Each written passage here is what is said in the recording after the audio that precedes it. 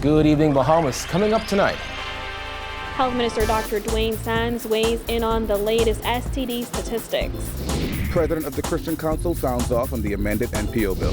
Health professionals address concerns surrounding growing rodent numbers here in several communities.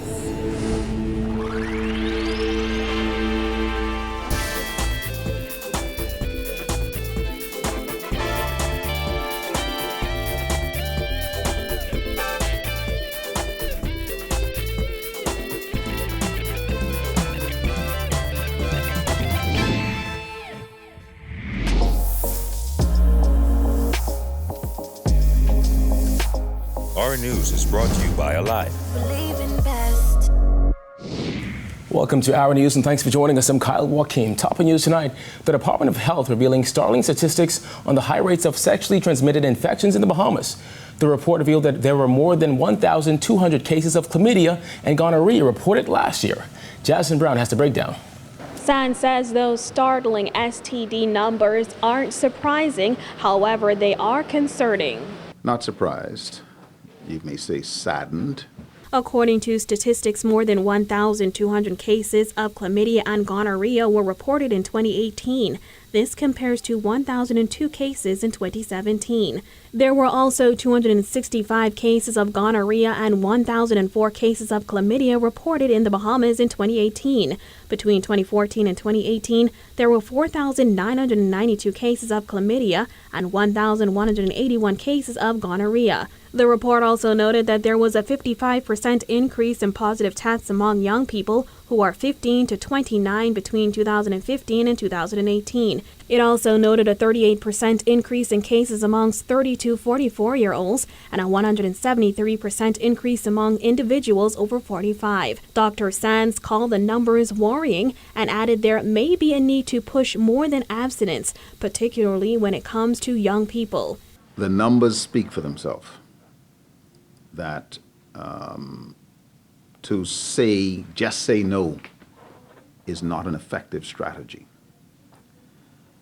By no means am I suggesting that we should throw caution to the wind and embrace a cavalier, uncaring approach as a society. What I am saying is to acknowledge that a significant percentage of our young people are having sex. Sands said the numbers also prove this is an issue that the government can no longer bury its head in the sand on. It's telling us that maybe a different strategy is necessary. Health officials have committed to beefing up their education campaign. They are also considering introducing home testing kits for STIs. Reporting for Our News, I'm Jasmine Brown. Former Cabinet Minister Obi Wilchcombe says timing will be key as the PLP Parliamentary Caucus plans to bring a no-confidence vote against the Prime Minister. Jared Higgs has more. I think it's more symbolism. I think they want to state their case and make their argument. As opposition House members vow to bring a no-confidence motion in Prime Minister Dr. Hubert Minnis when Parliament resumes in October, Wilchcombe says timing will be key. The timing is going to be fundamentally important because I think you still have to measure it, because the Prime Minister on the Westminster system could, before that happened, call a general election. He could, right after it happens, call a general election to really test that vote. According to PLP leader Philip Davis, the no-confidence motion stems from government's decision to lease Town Centre Mall to house the General Post Office from then-sitting Cabinet Minister Brent Simonet. Simonet resigned from Cabinet back in June and revealed that the Prime Minister called him to discuss the lease despite Minnis' assertion that Simonet had no involvement in discussions. With the FNM boasting a 35-4 parliamentary majority, Davis added that the vote is meant to see who stands for the unacceptable behavior of their government and who does not. We have 4 members of Parliament who have expressed disheartened view about everything, particularly when they were terminated from their positions. Golden Isles MP Vaughn Miller says he needs to know what the PLP is basing the no-confidence motion on.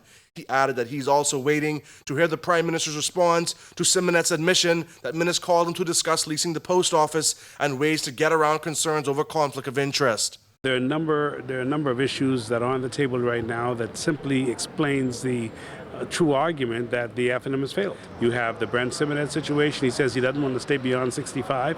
Well, what does that mean in the Cabinet or the House of Assembly? And then, of course, you have 2 ministers on the bubble with the matter pertaining to Frank Smith.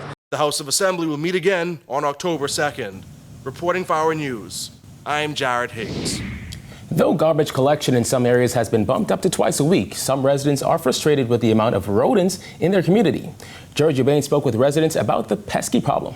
Have you noticed a rodent population increase in your community? Well, the rat population to Hustleston Street by apartment 504 is nasty, ridiculous. I mean, it's like every time your door open up, the rats them go in your place. Then the cockroach greet me against them. It's horrible. Marion Bethel, owner of Yes I'll Rise convenience store, described the rodent situation in the Baintown area as depressing. Sometimes some of them are big like cat. Bethel said the rats have even made their way inside her shop and they're eating the products. You can look on that shelf in the back there. I have 2 cookies that I left on the shelf that they have already ate. Another resident said it's several factors contributing to the growing issue. The rats, that's something we can't really control right now, because, the rats, they all out in the bush. Like, they'll probably sort next door to you, with no one taking care of. Yeah, you get plenty of rats. They get all over the place, you know what I mean?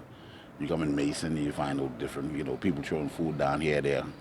I wouldn't say increase, but I've noticed rodents all over the place. And the main contribution to that is the garbage. Now, our garbage can pick us up about twice a week. Chief Health Inspector Sally Ann Chisholm revealed the effects pesky rodents are having on the environment.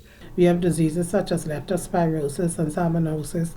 They are results of rodents. Rodents also can cause severe damages to homes, to personal properties, and rodents also can cause damage to electrical wire, which can result in fires.